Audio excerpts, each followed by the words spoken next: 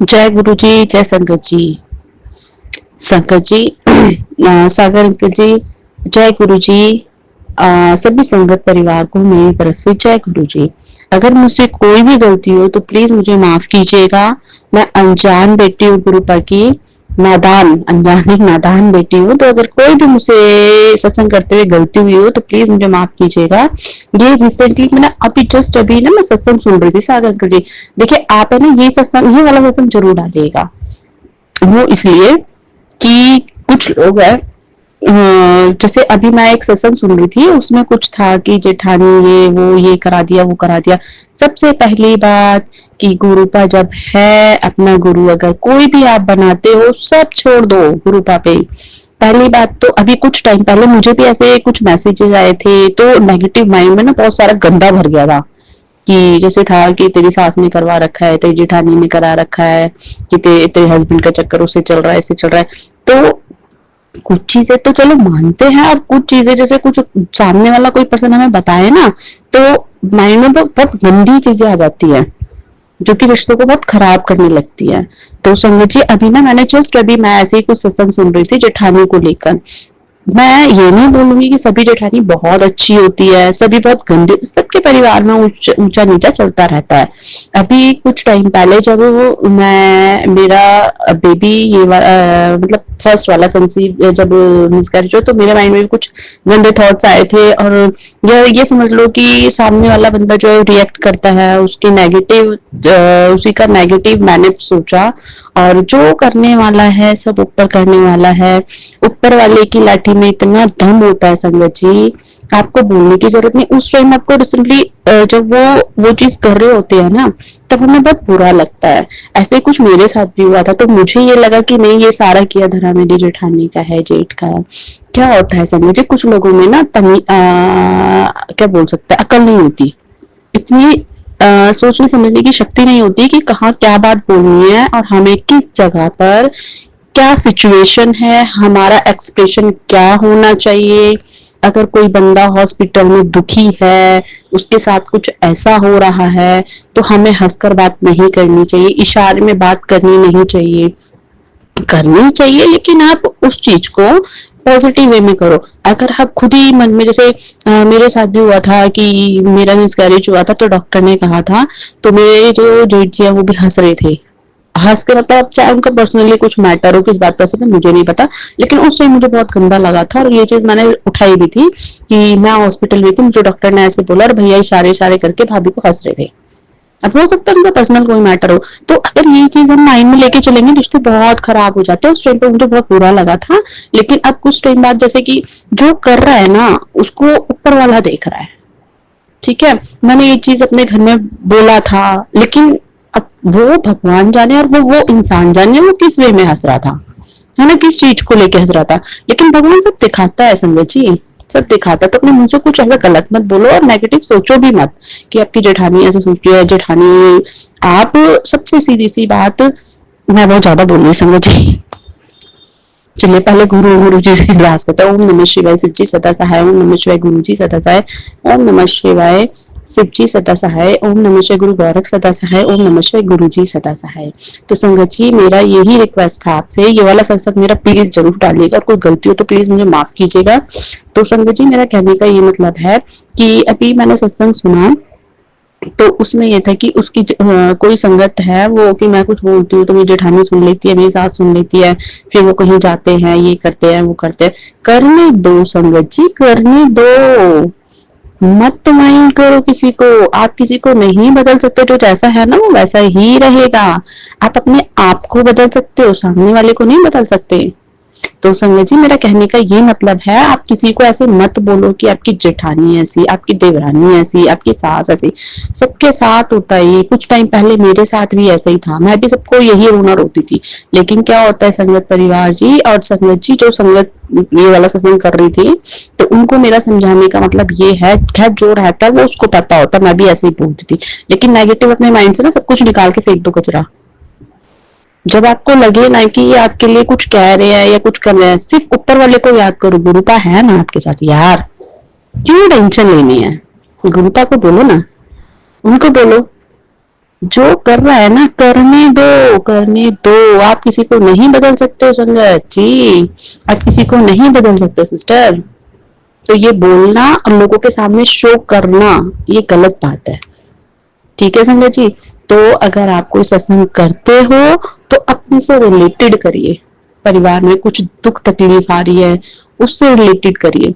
अगर वो संगत जी आपकी जेठानी अगर कुछ कर रही है, सास कुछ कर रही है, हाथ जोड़ो, भगवान का नाम लो, गुरुपा का नाम लो। अगर आपको ऐसा लगता है ना कुछ करवा के ला रही है, गुरुपा का नाम लो, बोलो गुरु जी आप देखोगे, मैंने सब कुछ आप पे छोड़ा हुआ है, आप करने वाले हो, और आपके होते हुए कोई मेरा बाल भी पाकर नहीं कर सकता गुरुपा। संगत जी समझे? तो ये चीज आप बोलिए, और जो कर रहा है ना उसका करा करा है उसी पे वापस जाएगा। मैंने तो अपनी लाइफ में ये देखा है, जो जैसा करता है वो भरता है। थोड़ा टाइम लगता है, थोड़ा टाइम लगता है, लेकिन सामने आता है। ठीक है समझ जी। तो अपने माइंड से निकाल दो, क्योंकि आप बुरे बन जाओगे सबके, अपने परिवार में सबसे अलग चढ़ जाओगे अगर यही चीज करोगे। वो बुरा नहीं होगा जो कर रहा है, जो अंतर मंत्र तंत्र कर रहा है। पहली बात तो जो करता है ना, ये कलयुग है, करने दो, करने दो। आप तो भगवान की शरण में हो ना, टेंशन क्यों लेनी है? जब आप गलत हो ही नहीं तो आपके साथ गलत होगा क्यों? कुछ टाइम के लिए नेगेटिविटी आ जाती है, लेकिन ऊपर वाले का नाम लो और काम करो। जो कर रहा है वो भरे, जो जैसा कर रहा है वो भगवान उसको दिखाए। मेरा मन सच्चा, मैं सच्ची, मेरा गुरु सच्चा, और गुरु पर आपने देखना है जो देखना है। ठीक है? ठीक है गंगा जी। अगर आप जितनी इस चीज में डीपली जाते रहोगे, जाते रहोगे, जाते रहोगे, उतने आप दुश्मन बनते रहोगे, और आपका परिवार आपका दुश्मन बन जाएगा, आप उनके दुश्मन बन जाओगे। तो ये चीज अपने माइंड से निकाल दो। ठीक है संगत जी। मैंने, सॉरी संगत जी, सॉरी गुरुपा, मैं सत्संग सुन रही थी, लेकिन सुनते सुनते ना जस्ट मैंने वो सत्संग को स्टॉप किया। मैंने कहा पहले मैं एक मैसेज भेज दूं। तो संगत जी ये चीज देखो, आप सागर अंकल भी कितनी बार बोलते हैं कि इस तरह के अगर आप करोगे तो मैं शेयर नहीं करूंगा आपके सत्संग। ठीक है? तो ये चीज अपने माइंड से भी निकालो, क्योंकि शुरू में जब मैं संगत बनी थी गुरु जी की, तो मुझे भी बहुत से ऐसे मैसेज आए थे। तो कुछ सच थे और कुछ ऐसे थे जो उठ पटांग से। पर वही, अगर मैं ये कहूँ कि नहीं गुरुपा अच्छे है, गुरुपा ही सब, मतलब अच्छे तो है वो, पर नहीं, उनके मैसेजेस जो टेलीपैथी जो होती है वो बिल्कुल रियल होती है। तो ऐसा नहीं है संगत जी। अपनी बुद्धि का भी थोड़ा इस्तेमाल करना चाहिए। आप देखिए आपके घर परिवार में आपके सबका कैसा आपके साथ व्यवहार है। थोड़ा आप अच्छा बोलोगे, वो सामने वाला बंदा कब तक गलत बोलेगा? वो तो देखेगा यार ये तो मुझसे सही बोल रहा है, मैं इसके साथ इसके खिलाफ बोलती रहती हूँ, करती रहती हूँ, तो कभी तो उसके मन में आएगा ना। तो प्लीज ये चीज अपने माइंड से निकाल दो। और सॉरी गुरुपा, मैंने वो वाला सत्संग स्टॉप किया आपका और अपना अपना लेके बैठ गई हूँ, मुझे लगा तो इसलिए। प्लीज, बाकी अगर कोई गलती हो तो प्लीज माफ कर देना। और सागर अंकल जी अगर आपको लगे कि शेयर करने लायक है तो प्लीज मेरा सत्संग, ये वाला सत्संग रिक्वेस्ट कर रही हूँ, हम्बल रिक्वेस्ट है कि ये वाला सत्संग जो है ना ये मेरा शेयर करना जरूर। हो सके तो 2-3 बार करना, जो सब बीच बीच में पंगे करती है ना उसको पता लग जाए कि हमारे गुरु का है क्या चीज, और ऐसा नहीं करना चाहिए। किसी को हम कुछ नहीं कह सकते, किसी को हम बदल नहीं सकते। अगर कोई डॉगी है वो भौंक रहा है गली में, तो हम उसको आंसर थोड़ी ना देते, बोलने दो जो बोल रहा है, हमारा क्या उखाड़ लेगा कोई, अपना मुंह गंदा कर रहा है। तो यही है बस। तो सागर अंकल जी मैं कह रही हूँ, आप 1 मंथ में इसको 2-3 बार रिपीट करिएगा इस सत्संग को, ताकि जिसने सुना वो भी सुने और जिसने नहीं सुना वो भी सुने। ठीक है? बाकी कोई गलती हो तो प्लीज मुझे माफ कीजिएगा गुरुपा। और सभी संगत से मेरी रिक्वेस्ट है, अगर मुझसे कोई गलती हो तो प्लीज मुझे माफ कर दीजिएगा। ओम नमः शिवाय सिद्धि सदा सहाय, ओम नमः शिवाय गुरु गौरख सदा सहाय, ओम नमः शिवाय गुरु जी सदा सहाय, ओम नमः शिवाय शिवजी सदा सहाय, ओम नमः शिवाय गुरु गौरख सदा सहाय, ओम नमः शिवाय गुरु जी सदा सहाय। जय गुरु जी, जय संगत जी। जय गुरु जी, शुक्राना गुरु जी, कोटि कोटि आपके चरणों में मेरा प्रणाम है। सारी संगत को भी मेरा प्यार भरा नमस्कार। गुरु जी की नेमतों का क्या कहना, आप गिनती करते थक जाएंगी लेकिन उनकी नेमतें कम नहीं होती। ये मेरा एक शुक्राना संगत है। मैं दिल्ली से बोल रही हूँ, मैं अपना नाम गुप्त रखना चाहूँगी। सबसे प्रथम तो मैं अपना जो सत्संग शेयर करना चाहती हूँ वो मेरे बेटे के रिगार्डिंग है। मेरे बेटे को एक्चुअली उसका बहुत क्लोज़ फ्रेंड जो है, सबसे क्लोज़ फ्रेंड, उसकी डेथ हो गई थी, तो वो थोड़ा डिप्रेशन में चला गया था। उस डिप्रेशन के कारण वो गाड़ी भी नहीं चलाता था, क्योंकि उसके दोस्त की रोड एक्सीडेंट में ही डेथ हुई थी, तो उसको डर लग बैठ गया था उसके मन में। लेकिन मैंने गुरुजी से कहा था, जाने क्यों मेरे मन में आया कि एक दिन ऐसा ज़रूर होगा कि मेरा बेटा बिल्कुल मतलब पहले जैसा कॉन्फिडेंस अपना रिगेन कर लेगा, और वो गुरुजी आपके यहाँ ना मतलब मुझे लेकर आएगा, और गाड़ी चलाकर ही लेकर आएगा, अपनी खुद चलाकर गाड़ी लेकर आएगा। और ऐसा ही हुआ, वो खुद गाड़ी चला कर गया, और हम बहुत अच्छे से वहाँ पहुँचे गुरुजी के बड़े मंदिर। और गुरुजी की महिमा देखो कि उन पहली बार वो गया था, मतलब गया तो पहले भी था, लेकिन अब काफ़ी अंतराल के बाद गया था, तो उसको पानी की बॉटल्स की सेवा भी मिल गई। थैंक यू गुरुजी। जब सच में कहते हैं कि जब गुरुजी देते हैं ना तो छप्पड़ फाड़ के देते हैं। मैं ये बात इसलिए भी कह रही हूँ कि उसके बाद ना सिर्फ मेरा बेटा मुझे बड़े मंदिर लेके गया, बल्कि गुरुजी ने इतनी कृपा की कि मुझे अमृतसर में हरमंदिर साहब के भी दर्शन करने को मिले, और वो भी मेरा बेटा बाय रोड खुद गाड़ी चला कर गया। जबकि दिल्ली से अमृतसर जो है वो काफ़ी दूर पड़ता है। अगर आप एट अ स्ट्रेच सिंगल उसमें स्ट्रोक में जाने की कोशिश करें तो 7-8 मतलब अगर आप एट अ स्ट्रेच जाने की कोशिश करें तो 7-8 घंटे का रन है। लेकिन वो उसने आराम से गाड़ी चलाई, और हम अमृतसर भी गए और चंडीगढ़ भी गए। माँ मनसा देवी के रूप में भी गुरुजी ने मुझे दर्शन दिए।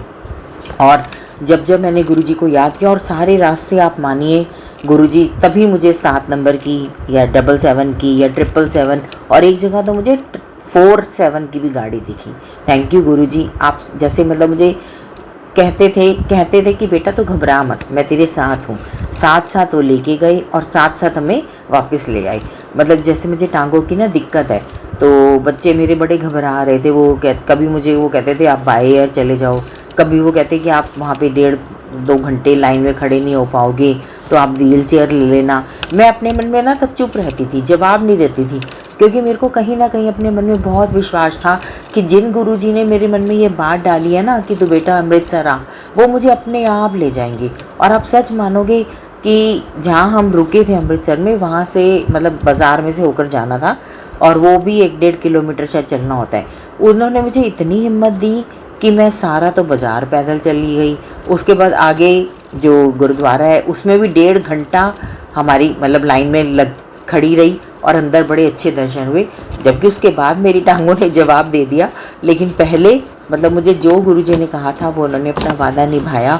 और मेरे जैसे कि मुझे आज भी विश्वास नहीं होता कि अच्छा मैं हरमंदिर साहब के दर्शन कर आई, मैं हो या ही अमृतसर। तो ये है देखो गुरुजी की महिमा, आप जो उनसे मांगोगे वो ज़रूर देंगे आपको, बस आपका विश्वास उनके ऊपर पक्का होना चाहिए। तो इसी संदर्भ में मैं आगे माफ़ी चाहती हूँ, वो बीच में आवाज़ कुछ चली गई थी।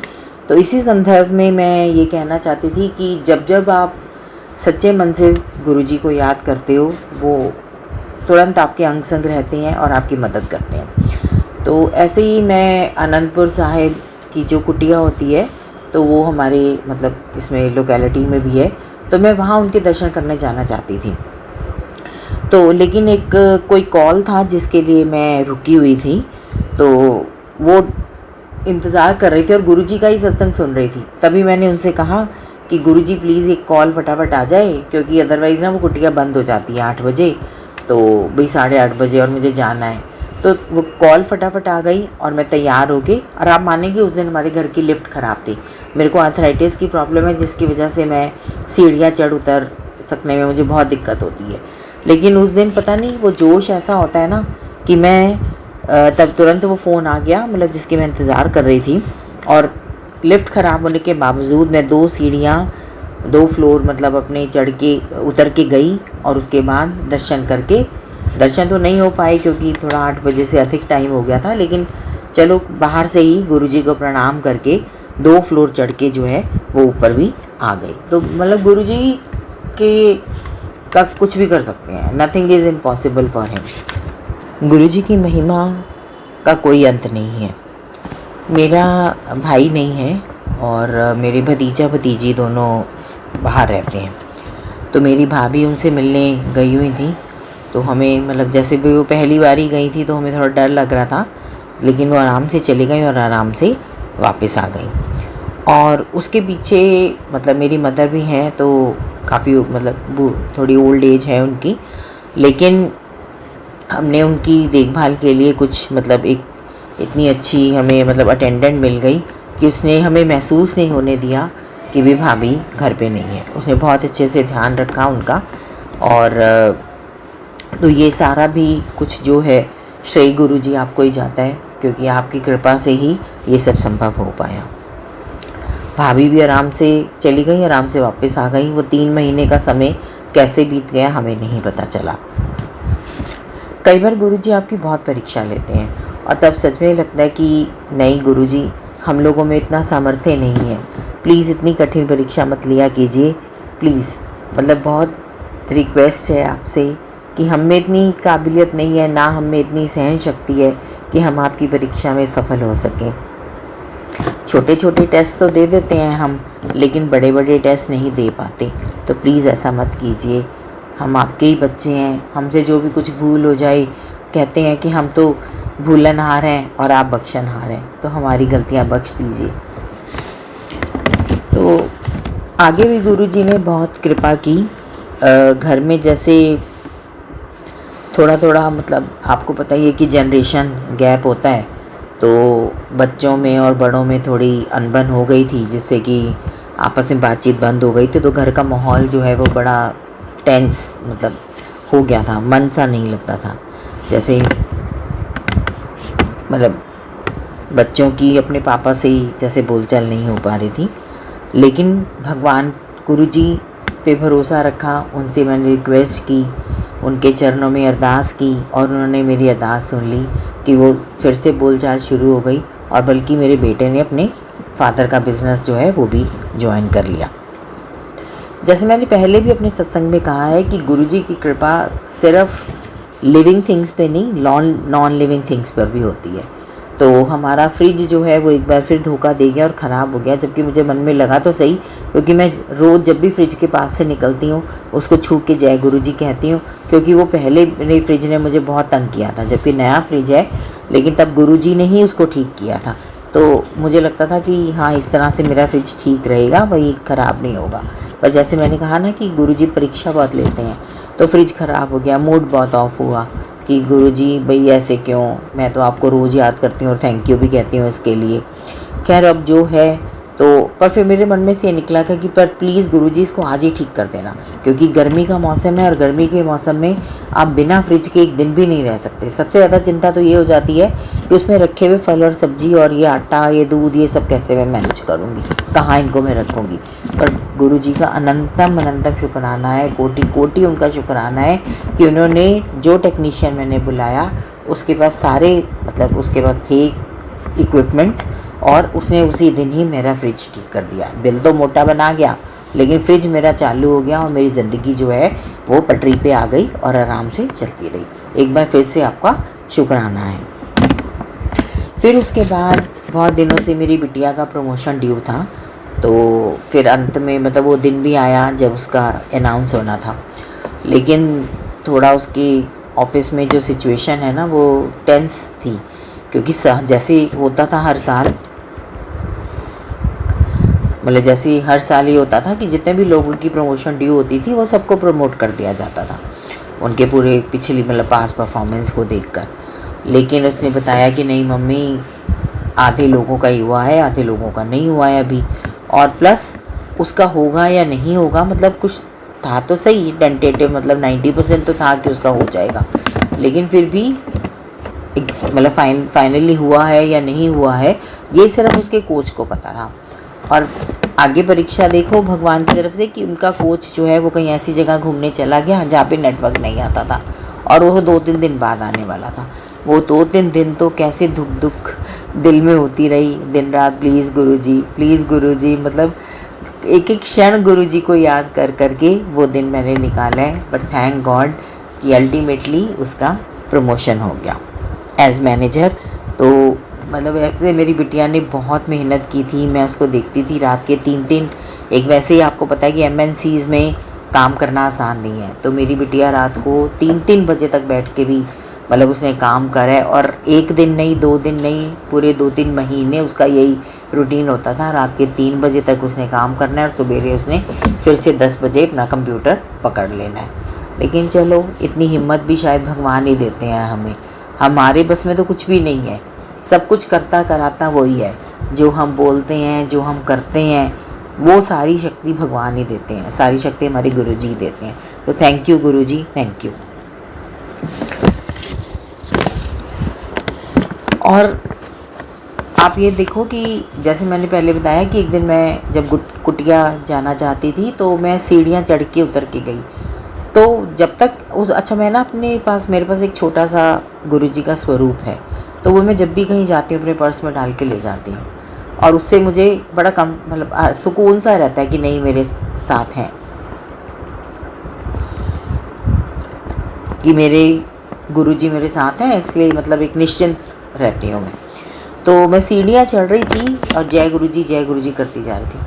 तो एक मोड़ आया सीढ़ियों में कि मैंने ना अपना पर्स उतार के नीचे रख दिया। आप यकीन मानिए, मैं वो सीढ़ी चढ़ ही नहीं पाई। मतलब मैंने कितना गुरुजी को याद किया, कितना गणेश जी को याद किया, लेकिन वो मैं सीढ़ी नहीं चढ़ पाई। फिर मुझे रियलाइज़ हुआ कि ओहो, मैंने वो मतलब एक तरह से मैंने गलत किया कि मैंने वो गुरुजी के स्वरूप वाला पर्स ज़मीन पे रख दिया था, क्योंकि वो वैसे पकड़ा, गले में डाला नहीं जा रहा था।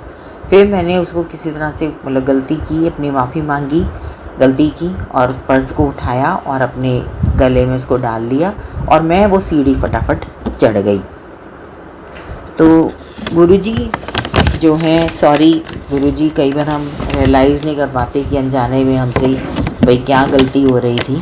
तो माफ़ी, और साथ साथ धन्यवाद कि आपने मुझे रियलाइज़ करवाया कि मैं क्या मिस्टेक कर रही हूँ। और अब उसके बाद कुछ हालात ऐसे थे कि मैं अपनी मदर से मिलने नहीं जा पा रही थी। 2.5 महीने हो गए थे। फ़ोन पे उनसे रोज़ बात हो जाती थी, बल्कि एक दिन मैंने परेशान होकर वीडियो कॉल भी कर ली कि भाई उनको देखे ही कितने दिन हो गए। फिर मेरे मन में आ रहा था कि हे भगवान, काश कि कुछ ऐसा मौका दे दे कि उनके साथ रहने का भी मौका, मतलब भी उनके पास भाई जाने का मौका मिले। तो भगवान जैसे मतलब पास ही में ही खड़े होके सुन लेते हैं कई बार। तो ऐसा हुआ कि हमें 2-3 दिन के लिए मतलब नानी मतलब मम्मी को के पास रहने का मौका मिला। मतलब ना सिर्फ उनको मिलने का मौका दिया भगवान ने, बल्कि उनसे मिलने का भी मौका दिया। तो यही मैं कहती हूँ ना कि जब भगवान देते हैं तो छप्पड़ फाड़ के देते हैं। ये मैंने देखा। मतलब एक रात मैं उनके साथ रह के भी आई, खूब मैंने बातें की, उनके साथ खाया पिया, तो बहुत अच्छा लग रहा है। थैंक यू गुरुजी, ये सब मतलब थैंक यू गुरुजी, ये सब आपकी कृपा के बिना संभव नहीं है। फिर अब मेरी अभी थोड़ी मेडिकल रिपोर्ट्स भी ख़राब आई हैं और तबीयत भी थोड़ी ख़राब हो रही है, लेकिन पता नहीं, एक विश्वास है कि मेरे गुरुजी मुझे ठीक कर देंगे। तो उसके लिए मैं आपको एडवांस में थैंक यू कहती हूँ गुरुजी। और जब मैं ठीक हो जाऊँगी ना, तो फिर मैं उसके लिए एक अलग मतलब फिर से जो अगला शुक्राना सत्संग कहूँगी उसमें उस बात का भी जिक्र करूँगी। तो प्लीज़ गुरुजी, मेरे विश्वास को कभी मत टूटने देना, क्योंकि मुझे मालूम है कि ना मैं आपको धन, ना तन मन, मतलब ना सेवा करके आपकी कोई, ना आपको पैसे देके किसी भी तरह से मैं आपका जो कर्जा है वो नहीं उतार सकती। तन मन धन सब आपका दिया हुआ है। हमारे पास आपको देने के लिए सिर्फ वाणी से निकले हुए चंद शब्द हैं, चंद शुक्राना है। आप मतलब हमसे कुछ भी नहीं मांगते हो, सिर्फ शुक्राना, सिर्फ ये चाहते हो कि हाँ, ये मनुष्य इतना मतलब घमंडी ना हो जाए, इतना वो मतलब एहसान फरामोश ना हो जाए कि वो भगवान को शुक्रिया भी ना कह सके। तो ये सिर्फ एहसास मतलब दिलाने के लिए आप हमें कष्ट देते हो और उन कष्टों से निकालते भी हो, परीक्षा लेते हो हमारी। तो गुरुजी, मेरा तो पल पल मतलब शुक्राना है। सच में ऐसा लगता है कि पल पल ये जो जीवन है, पल पल जो सांस है, सब आपकी दी हुई है, और उस हर सांस के लिए आपका शुक्राना है, हर सांस के लिए आपका शुक्राना है। जब तक जीवन है तब तक मुश्किलें आएंगी, ये तो मुझे पता है, लेकिन गुरुजी, मेरा आप पर से कभी विश्वास ना टूटे और आप मुझे कभी ना छोड़ें। प्लीज़, जब भी मैं आपको बुलाऊं दौड़ के चले आना, बस यही मेरी आपसे अरदास है। जय गुरुजी। यहीं पर मैं अपने सत्संग को विराम देती हूँ। और अगले सत्संग की तैयारी करती हूँ। आप सभी मेरे साथ बोलिए, ओम नमः शिवाय। ओम नमः शिवाय, शिवजी सदा सहाय। ओम नमः शिवाय, मेरे गुरुजी सदा सहाय। ओम नमः शिवाय, शिवजी सदा सहाय। ओम नमः शिवाय, मेरे गुरुजी सदा सहाय। जय गुरुजी।